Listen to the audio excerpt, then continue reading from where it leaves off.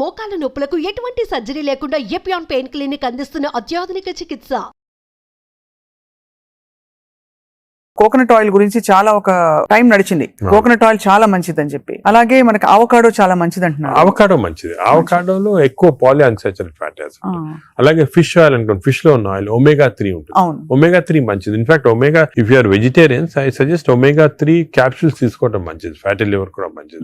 They are all unsaturated or poly unsaturated. I protect చేస్తాయి body. So logically sir, ghee అయితే ghee and butter not recommended. Ghee and but small quantities లో ghee is okay, but not above say more than 1 teaspoon, tablespoon కూడా teaspoon is not సరిపోదు. దానికన్నా ఎక్కువ తీసుకోవాలి. Non vegetarian diet, vegetarian diet, fatty liver కి సంబంధించి మీరు ఎలా కంపేర్ చేస్తారండి? ఫ్యాటీ లివర్ డెఫినెట్ గా vegetarian diet superior fatty liver కి. బట్ అగైన్ వెజిటేరియన్ డయట్ లో ఇఫ్ యూ టేక్ కార్బోహైడ్రేట్స్ అనుకోండి, ఇడ్లీ, ఇటువంటి simple carbohydrates, they can also produce fatty liver very fast. అదే విధంగా ఇప్పుడు మనము రిచ్ కార్బోహైడ్రేట్స్, రైస్ అనుకోండి, plain white polished rice, that also is high carbohydrate which is high glycemic index అంటాం, that also causes fatty liver. Versus millets చాలా తక్కువ chance of millets producing fatty liver. Non vegetarian లో certain thing, for example fish అనుకోండి, అదే egg అనుకోండి, these are less associated fatty liver. To some extent chicken, but red meat again we do against it. So non-vegetarian manchidi kaadu, vegetarian manchidi kaadu. Depends on the item.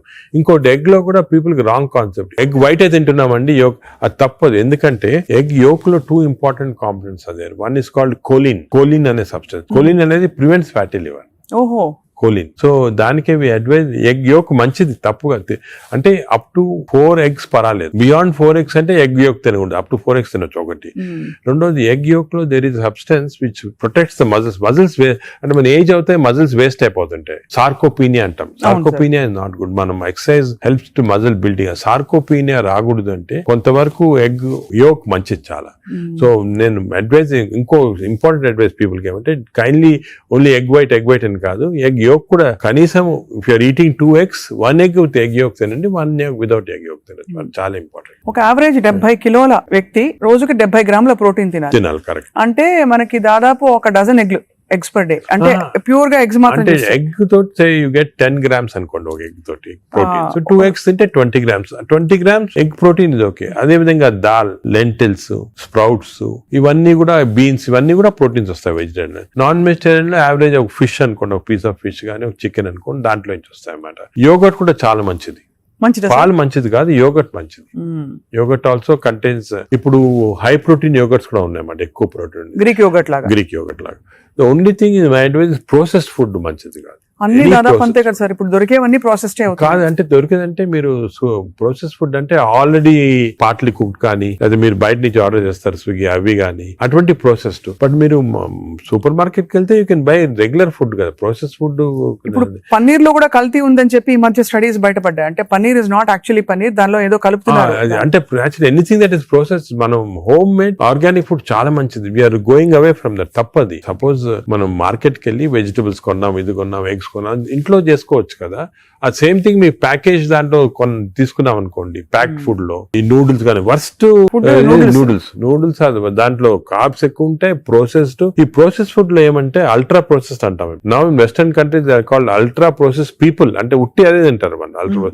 ఎప్పుడు అంటే ఇంట్లో cook చేసుకోరు చాలా మంది. ఇంట్లో cook ఏముంటాయి sir health issues. So ultra process food వల్ల ఏమొస్తుందంటే, in addition to that high carbs, high sodium ఎక్కువ ఉంటుంది అల్ట్రా ప్రాసెస్ ఫుడ్ లో. సో బీపీ అది. Second important thing ultra preservatives, అదే విధంగా కలరింగ్ ఏజెంట్స్, ఇవన్నీ ఉంటాయి. దీని వల్ల ఏమవుతుందంటే ఫుడ్ టేస్ట్ బాగుంటుంది చాలా. It contains this tasty thing. ఈ టేస్ట్ వల్ల once you tend to eat more, number 1. Number 2, ఈ ప్రాసెస్ ఫుడ్ వల్ల గట్ మైక్రోబయామ్ అన్ని చెడిపోయి బ్యాడ్ మైక్రోబయామ్ వచ్చి అది లివర్ కి ఎఫెక్ట్ అవుతుంది. ఈ మైక్రోబయామ్, ఇంకో విషయం, microbiome produces alcohol in the intestines. Bad microbiome మనం డ్రింక్ చేయాల్సిన అవసరం లేదు. ఈ బ్యాడ్ మైక్రోబయామ్ మన కాన్స్టెంట్ గా ఆల్కహాల్ ప్రొడ్యూస్ చేసి ఆ ఆల్కహాల్ డైరెక్ట్ గా లివర్ కి వెళ్ళిపోతుంది. మనం డ్రింక్ చేయకుండా మనకి ఆల్కహాలిక్ లివర్ డిసీజ్. దాని ఎఫెక్ట్ మనకేం తెలియదు కానీ లోపల లోపల దాని చెడు ఎందుకంటే మాత్రం- డైరెక్ట్ గా ఇంటెస్టైన్ నుంచి లివర్ కి వెళ్ళిపోతుంది. లివర్ స్మాల్ క్వాంటిటీ 10 ml వచ్చినా కూడా లివర్ డ్యామేజ్ అవుతా ఉంటుంది కదా. ఈ ప్రాసెస్ ఫుడ్ వల్ల అది ప్రాబ్లం. సో ప్రాసెస్ ఫుడ్స్ అయితే ఇంకా కామన్ గా అసలు పిల్లలకి ఐఎమ్ టోటలీ అగైన్స్. ఇన్ఫాక్ట్ మనం పిల్లలకి అన్ఫార్చునేట్లీ అలవాటు అయిపోతుంది. కుకీస్, నూడిల్స్, బర్గర్స్ ఇవన్నీ కూడా అలవాటు అయిపోయి chips. The chips also very bad. ఇంత అడ్వర్టైజ్మెంట్స్ చూస్తుంటాం. చిల్డ్రన్ కి అలవాటు అయిపోయి మేము దానికే చిల్డ్రన్ లో we're now seeing very very high incidence of fatty liver disease. Because పిల్లలు సార్ పిల్లల్లో 20-30%, 40% ఎఫ్లెట్ చిల్డ్రన్ లో ఫ్యాటీ లివర్ డిసీజ్ వస్తుంది. అక్కడి నుంచే స్టార్ట్ అయిపోతుంది. It is going to become more and more danger. మన సొసైటీకి స్కూల్స్ లో కూడా అవేర్నెస్ ప్రోగ్రామ్స్ పెట్టాలి తక్కువ. స్కూల్స్ ఎగ్జాక్ట్లీ మీరు చెప్పినట్టు నేను I'm making a plea government కానీ స్కూల్స్ లో అవేర్నెస్ ప్రోగ్రామ్. మనకి అంతా కూడా మన food habits has to come from school stage. Schools లోనే వీళ్ళకి ఈ టీచింగ్ పెడితే children are very intelligent. They will observe what we say. వాళ్ళకి చెప్పండి ఇది మంచిది కాదు. బట్ స్కూల్ క్యాంటీనే స్కూల్ పక్కన ఉన్నదే ఫాస్ట్ ఫుడ్స్ అమ్ముతా ఉంటే ఇంకా అదేం చేస్తాం వాళ్ళు natural. So that is wrong. We should ban fast foods in schools and school surroundings compulsory. This is the most dangerous thing. మనకి ఎపిడమిక్ అయిపోతుంది. We're not realising it's going to become very dangerous. చిన్నప్పటి నుంచే మనం healthy eating habits inculcate చేయాలి. చాలా important. Sir ఒకసారి gut health బాగా దెబ్బతినేసింది ఫర్ వేరియస్ రీజన్స్, బయట తిని లేకపోతే స్ట్రెస్ఫుల్ హ్యాబిట్స్ వల్ల, దాన్ని కరెక్ట్ చేయాలంటే ఎక్కడి నుంచి స్టార్ట్ చేయాలి? మనం ఇప్పుడు suppose somebody even 60 years 70 years లో కూడా మనం గట్ హెల్త్ రిస్టోర్ చేసుకోవచ్చు. ఎలా రిస్టోర్ చేయాలి సార్? ఏం చేయాలి? అదే ఫస్ట్ ఏమో food. It has to be organic food correct గా. అంటే అనేది ఏమంటే ఈ ఫాస్ట్ ఫుడ్స్, ప్రాసెస్ ఫుడ్స్ అన్ని ఆపే సింపుల్ ఫుడ్ మన ఇంట్లో. For example millets, fresh vegetables, దాని తర్వాత certain types of fruits. Fruits లో కూడా బెర్రీస్ అనుకోండి, 3 Bs అని ఉన్నాయమ్మా. బెర్రీస్ ఒకటి, వెజిటేరియన్ లో బ్రోకలీ ఒకటి, బీట్రూట్ ఒకటి. 3 Bs are very important. Berries daily ఒక కప్ ఆఫ్ బెర్రీస్ తింటే that itself will restore health. Oh great sir. Blueberry, berries, broccoli, broccoli, beetroot 3 Bs అంటాం. ఆ 3 Bs are very good food habits లో. Yogurt, మంచి yogurt తింటాం, healthy yogurt తింటాము. దాని తర్వాత నట్స్ లో కూడా అన్ని నట్స్ మంచిది కాదు. అది నట్స్ లో బెస్ట్ ఈజ్ వాల్నట్స్. అదే విధంగా సెకండ్ ఈజ్ ఆల్మండ్స్. ఇవి 2 ఆర్ గుడ్. పిస్తా అంత మంచిది కాదు, హై ఫ్యాట్ కదా సార్. హై ఫ్యాట్ పిస్తా. సేమ్ థింగ్ క్యాష్యూస్ కూడా సేమ్. అందులో నేతిలో వేయించి ప్రోటీన్ తిన్నాం అనుకుంటారు. అనుకోండి అది again you're taking back. So అవి ఫ్రైడ్ క్యాష్యూస్ అవన్నీ కూడా అవాయిడ్ చేయాల్సింది. ఇలాగా హెల్తీ ఫుడ్ తోటి we can make lot of difference. Plus non vegetarian లో fish is very good. Fish తినే వాళ్ళకి ఫిష్ మంచిది. ఫిష్ కూడా అన్ఫార్చునేట్లీ ఈ మధ్యన కొంచెం ప్లాస్టిక్స్ వచ్చేస్తున్నాయి ఫిష్ లో. ఈ సీ లో ప్లాస్టిక్స్ వేసి రివర్స్ లో వాళ్ళకి మైక్రో ప్లాస్టిక్స్. ఈ microplastics and other future thing we have to concentrate as a society. Pollution, processed food, microplastics. These are called the 3 evils. ఈ 3 evils వల్ల మనం అన్ఫార్చునేట్లీ ఎంత హెల్త్ మెయింటైన్ చేయాలంటే కూడా మన society is not giving us the opportunity. అంటే బయటకు వెళ్తే సార్ ఇవాళ హైదరాబాద్ లో ఎన్ని రెస్టారెంట్స్ ఉన్నాయి సార్, ఇంకా అపిటైట్ ఉంది.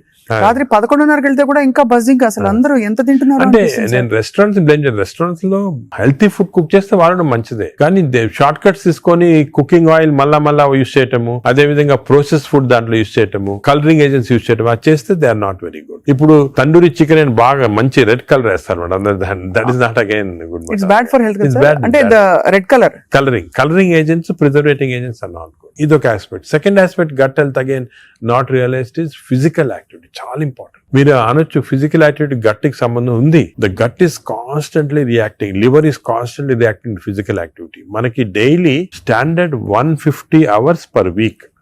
150 hours per week physical activity liver కి మంచిది. ఇట్ హెస్ షోన్ రిపీటెడ్ గా 150 hours per week చేస్తే లివర్ ఫ్యాట్స్ లో కరిగిపోతుంది. 150 hours sir? 150 hours a week అంటే 7 days లో 150 hours అంటే రోజుకు సుమారు 20 minutes per day. ఓకే, 150 అంటే 1.5 hours per 1.5 hours, 30 minutes per day for 5 days. Okay, 30 into 5. 150 minutes అయితే 150 minutes per week సరిపోతుంది. అండ్ డైలీ చేయకపోవచ్చు. కొంతమంది వీక్ లో 2 సార్లు 3 సార్లు అలా చేయగలుగుతారు. టోటల్ క్వాంటిటీ ఇంత ఉండాలి 150 hours. ఇది మోడరేట్ ఎక్సర్సైజ్.